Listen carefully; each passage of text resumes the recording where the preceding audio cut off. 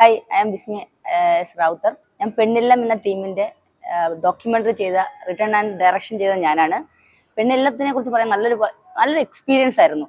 കാരണം എന്ന് വെച്ചാൽ കുറേ വനിതകളുടെ ഒരു കൂട്ടം, അവരുടെ സ്വപ്നം, അതൊക്കെ എനിക്ക് അവരോടൊപ്പം നിൽക്കാൻ പറ്റിയ വലിയ സന്തോഷവും അഭിമാനവുമുണ്ട്. അതിലുപരി ഞാൻ എന്നെക്കാളും പ്രായത്തിൽ മൂത്തതാണ് അവർ. പക്ഷേ എന്നോടൊപ്പം എൻ്റെ ഏജ് പോലെ തുള്ളിച്ചാടി നിന്ന് നല്ല രീതിയിൽ തന്നെ ആ ഡോക്യുമെന്ററിക്ക് വേണ്ടി ഫുൾ സപ്പോർട്ട് ചെയ്യുകയും ചെയ്തു. അപ്പോൾ പ്രണയം ദിനം എല്ലാവർക്കും അറിയാം, പ്രണയിക്കാത്തവരാരും തന്നെ ഇല്ല.